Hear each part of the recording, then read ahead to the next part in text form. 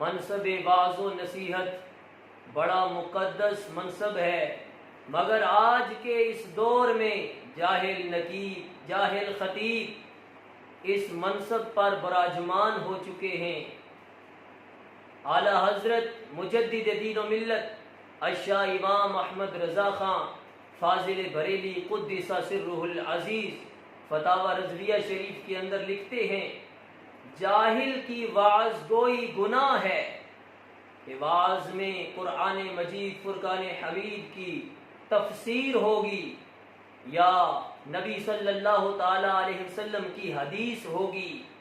یا شریعت کا مسئلہ، اور جاہل کو ان میں سے کسی چیز کا بیان جائز نہیں۔ نبی پاک صلی اللہ تعالی علیہ وسلم نے ارشاد فرمایا، من قال فی القرآن بغیر علم فلیتبوأ مقعدہ من النار، جو بے علم قرآن مجید فرقان حمید کی تفسیر بیان کرے وہ اپنا ٹھکانہ جہنم بنا لے۔ لہذا جاہل لوگوں کو اس منصب پر آنے سے پہلے علم کی دولت سے سرفراز ہونا پڑے گا۔ اگر علم نہیں رکھتے تو وہ اس منصب کے اہل نہیں ہیں، اور اگر علم حاصل کر لیں تو یہ منصب انہی کا ہے۔